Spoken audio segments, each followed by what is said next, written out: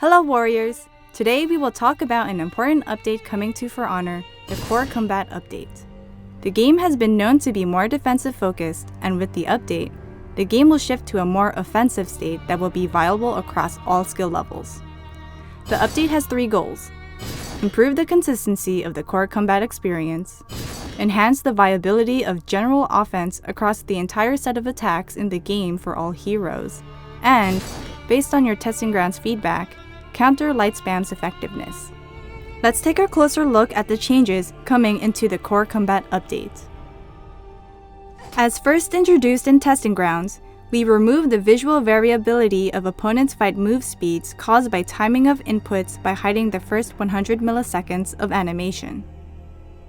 This means you won't need to hit an exact frame to delay your inputs in order to hide the first portion of the attack from your opponent. You can now use the input buffer to input your attacks as comfortably as you'd like, and your attacks will remain consistently efficient. This principle allows feints to be more believable. While on your screen all feints will still happen as soon as you press the button, the first 100 milliseconds of the feint will be shown to the opponent as your attack still continuing.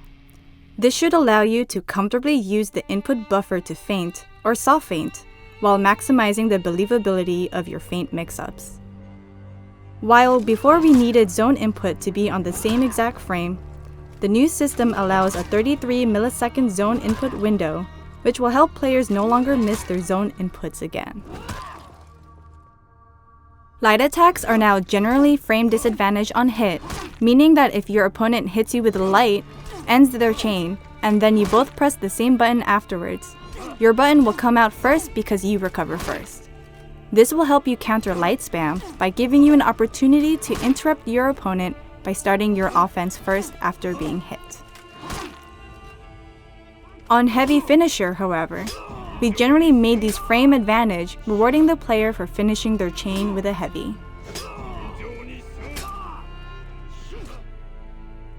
While we improved offense overall and defined that light attacks are expected to land more often, we increased the stamina cost of light attacks to reduce the effectiveness of light spam.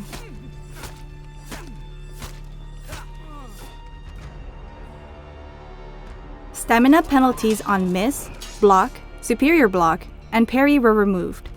This will prevent you from going out of stamina when blocked or parried, reduce the penalty for being parried, and encourage players to actively fight for their victory.